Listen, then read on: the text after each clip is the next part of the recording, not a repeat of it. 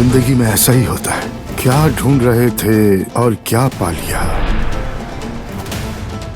मेरे ऊपर कंबल डाला उसने, अब भी मेरे बारे में सोचता है। 40 घंटे से इंतजार कर रहा हूँ। इतनी ही देर हो रही है तो मुझे इस कमरे में जबरदस्ती ना रखते। और मुझे भी कोई शौक नहीं कि रोज तुम्हारा मुंह देखकर दिन का आगाज करूँ। तुमने एक ऐसी औरत से शादी की है जिससे तुम नफरत करते हो। हाँ बिल्कुल, यही सच है।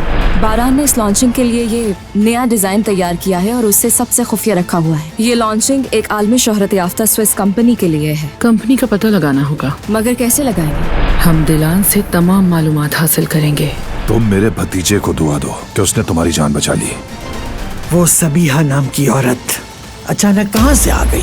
पता तो लगाना पड़ेगा कि उसका दिलान के साथ आखिर क्या रिश्ता है। बारान को जब इस बात का अंदाजा होगा कि उसकी महबूब बीवी कब से उसे धोखा दे रही थी, हिल के रह जाएगा बेचारा।